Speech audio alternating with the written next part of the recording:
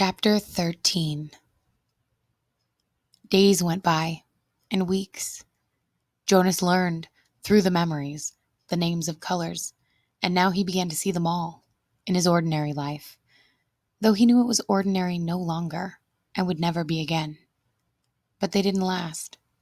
There would be a glimpse of green, the landscaped lawn around the central plaza, a bush on the riverbank, the bright orange of pumpkins being trucked in from the agricultural fields beyond the community boundary, seen in an instant, the flash of brilliant color, but gone again, returning to their flat and hueless shade.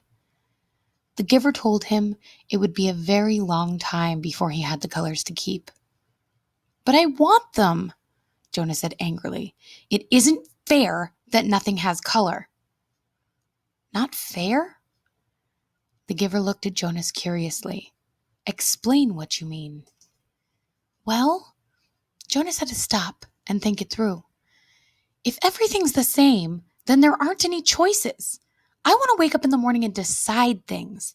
A blue tunic or a red one?" He looked down at himself, at the colorless fabric of his clothing. "But it's all the same, always." Then he laughed a little. "I know it's not important what you wear. It doesn't matter, but it's the choosing that's important, isn't it?" the giver asked him. Jonas nodded. "My little brother," he began, then corrected himself. "No, that's inaccurate. He's not my brother, not really, but this new child that my family takes care of, his name's Gabriel." "Yes, I know Gabriel." "Well, he's right at the age where he's learning so much. He grabs toys when we hold them in front of him. My father says he's learning small muscle control, and he's really cute."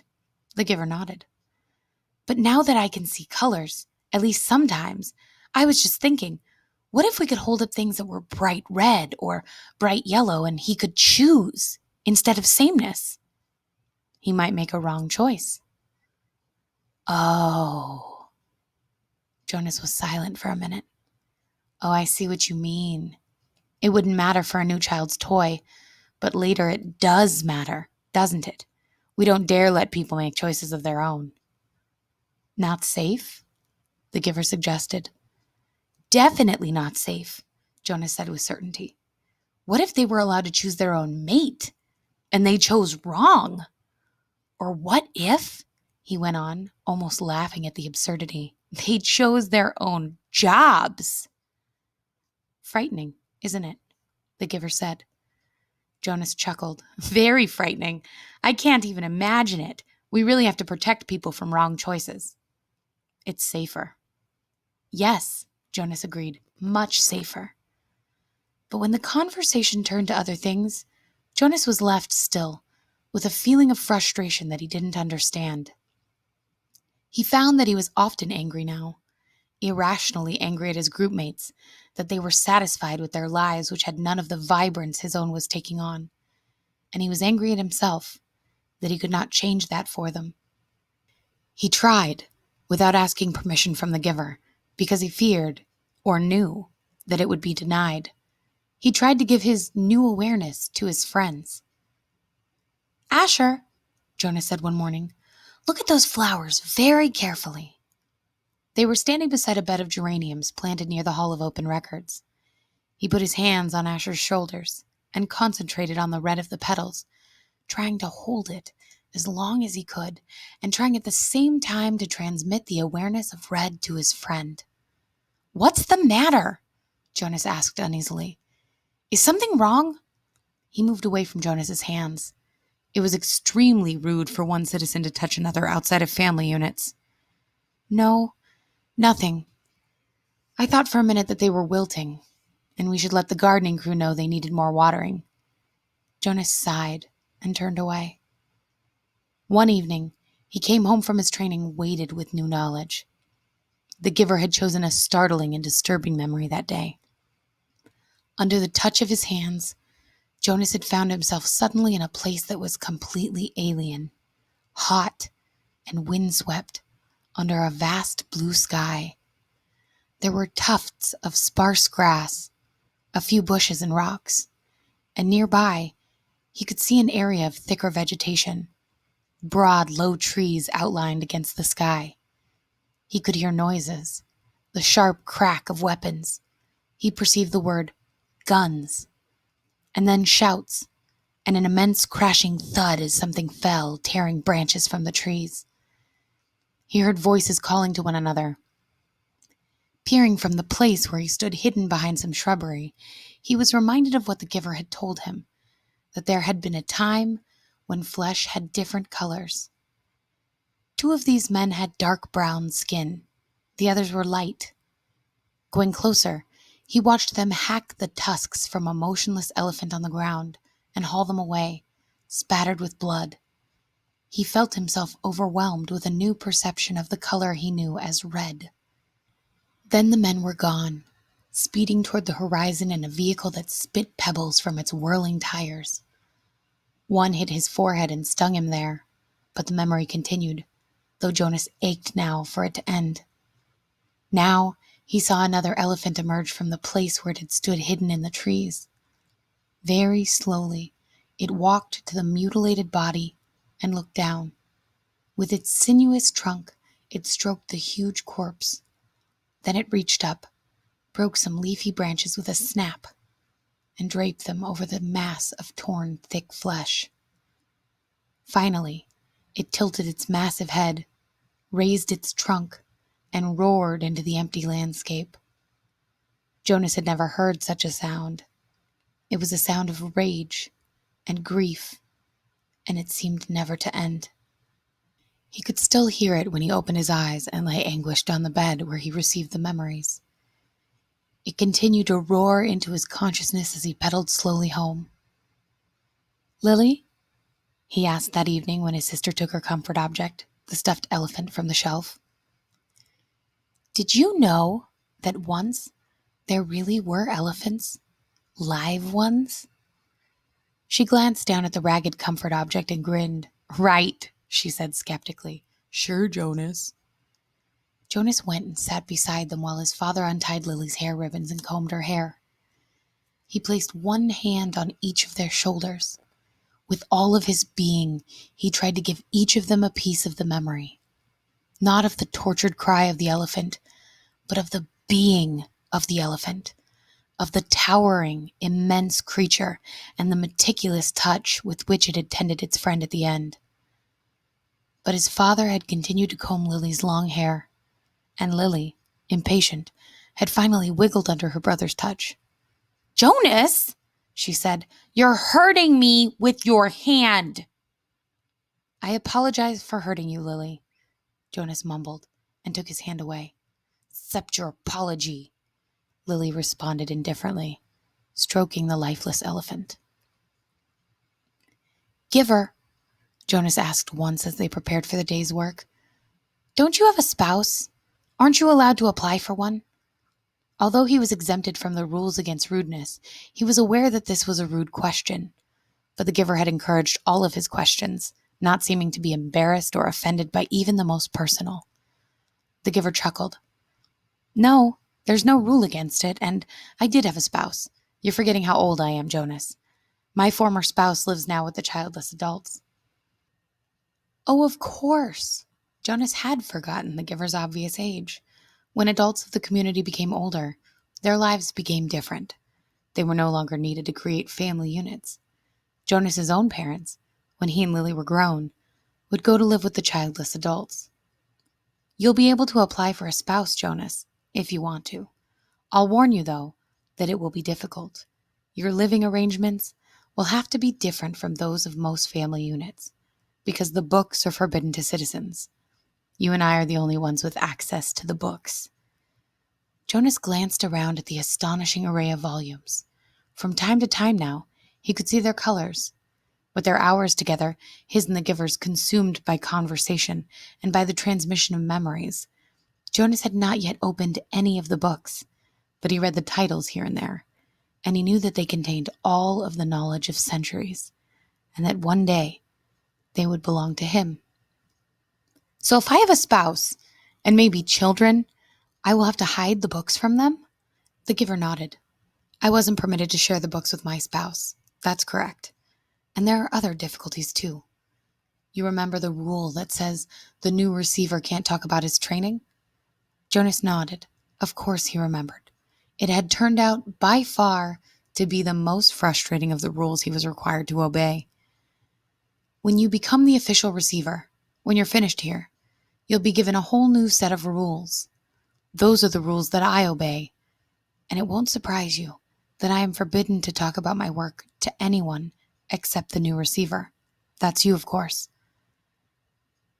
So there will be a whole part of your life which you won't be able to share with the family. It's hard, Jonas. It was hard for me. You do understand, don't you, that this is my life, the memories. Jonas nodded again, but he was puzzled. Didn't life consist of the things you did each day? There wasn't anything else, really. I've seen you taking walks, he said. The giver sighed. I walk, I eat at mealtime, and when I am called by the committee of elders, I appear before them to give them counsel and advice. Do you advise them often? Jonas was a little frightened at the thought that one day he would be the one to advise the ruling body. But the giver said no. Rarely. Only when they are faced with something that they have not experienced before. Then they call upon me to use the memories and advise them. But it very seldom happens. Sometimes I wish they'd ask for my wisdom more often. There are so many things I could tell them, things I wish they would change, but they don't want change. Life here is so orderly, so predictable, so painless. It's what they've chosen. I don't know why they need a receiver then, if they never call upon him, Jonas commented. They need me, and you, the giver said, but didn't explain. They were reminded of that 10 years ago. What happened 10 years ago? Jonas asked. Oh, I know. You tried to train a successor and it failed. Why? Why did that remind them? The giver smiled grimly. When the new receiver failed, the memories that she had received were released. They didn't come back to me. They went... He paused and seemed to be struggling with the concept. I don't know exactly. They went to the place where memories once existed before receivers were created. Someplace out there. He gestured vaguely with his arm, and then the people had access to them. Apparently that's the way it was once. Everyone had access to memories. It was chaos, he said. They really suffered for a while. Finally, it subsided as the memories were assimilated, but it certainly made them aware of how they need a receiver to contain all that pain and knowledge. But you have to suffer like that all the time, Jonas pointed out. The giver nodded. And you will. It's my life. It will be yours. Jonas thought about it, about what it would be like for him. Along with walking and eating, and he looked around at the walls of books. Reading? That's it?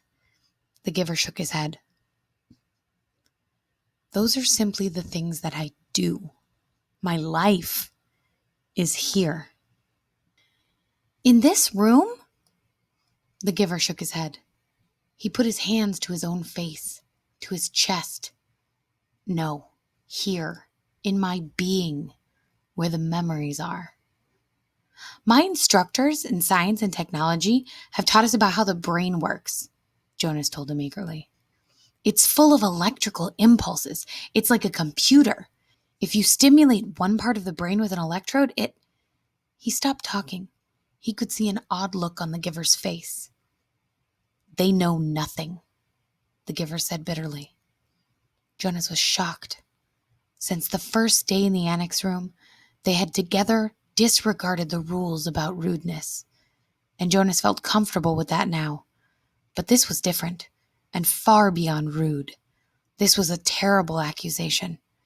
What if someone had heard? He glanced quickly at the wall speaker, terrified that the committee might be listening as they could at any time. But as always during their sessions together, the switch had been turned to off. Nothing? Jonas whispered nervously. But my instructors. The giver flicked his hand as if brushing something aside. Oh, your instructors are well trained. They know their scientific facts. Everyone is well trained for his job.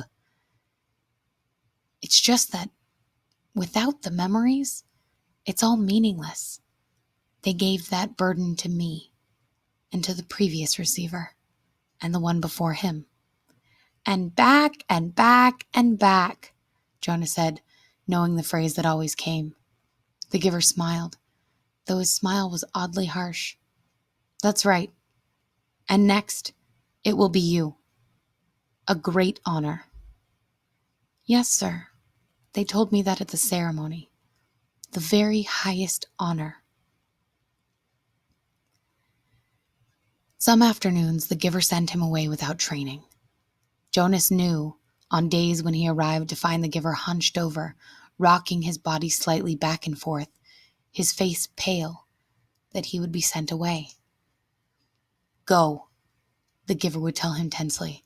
I'm in pain today. Come back tomorrow. On those days, worried and disappointed, Jonas would walk alone beside the river.